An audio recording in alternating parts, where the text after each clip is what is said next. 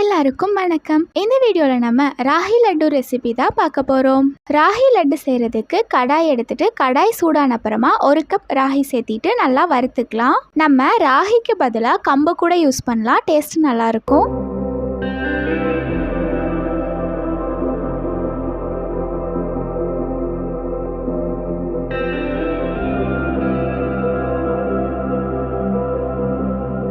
இப்போ பாருங்க, நமக்கு ராகி நல்லா பொரிஞ்சு வர ஆரம்பிச்சிருச்சு. ராகி நல்லா டார்க் ஆகிற அளவுக்கு நம்ம வறுத்துக்கணும்.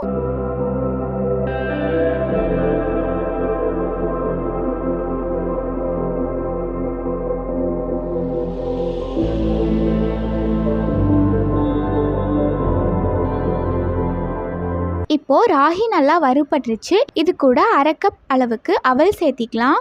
இதையும் நல்லா கலந்துக்கலாம். அவல் சேர்த்திட்டு லைட்டாக வறுத்து விட்டாலே நமக்கு போதும்.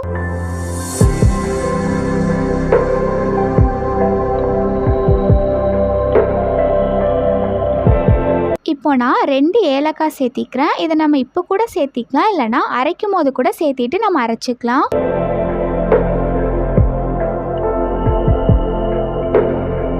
இப்போ நம்ம இதை இன்னொரு பாத்திரத்துக்கு மாற்றிட்டு ஆறுன அப்புறமா அரைச்சிக்கலாம். இப்போ அதே கடாயில் 1/2 கப் அளவுக்கு துருவின தேங்காய் எடுத்துக்கலாம். கூடவே 1/2 கப் அளவுக்கு சர்க்கரை சேர்த்திக்கணும்.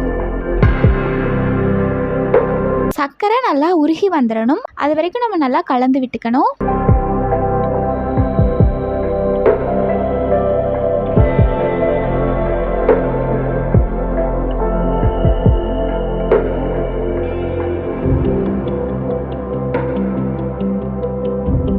இது கூட 25 கிராம் அளவுக்கு முந்திரி சேர்த்திப்போம்.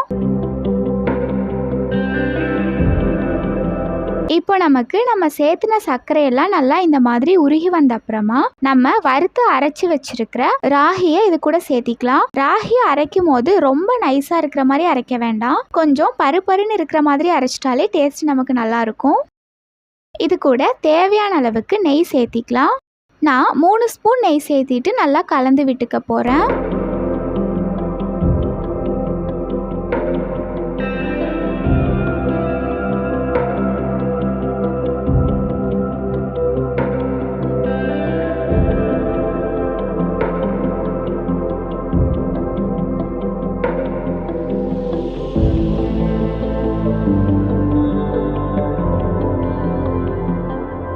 நல்லா கலந்து விட்ட அப்புறமா 1/2 கப் அளவுக்கு காய்ச்சின பால் சேர்த்திக்கணும். இதையும் நம்ம நல்லா கலந்து விட்டுக்கலாம்.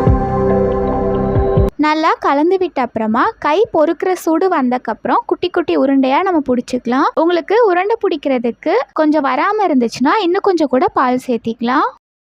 அவ்வளோதான், டேஸ்டியான ராகி லட்டு ரெடி. நீங்களும் ட்ரை பண்ணி பார்த்துட்டு எப்படி இருந்ததுன்னு கமெண்ட்ஸில் சொல்லுங்கள்.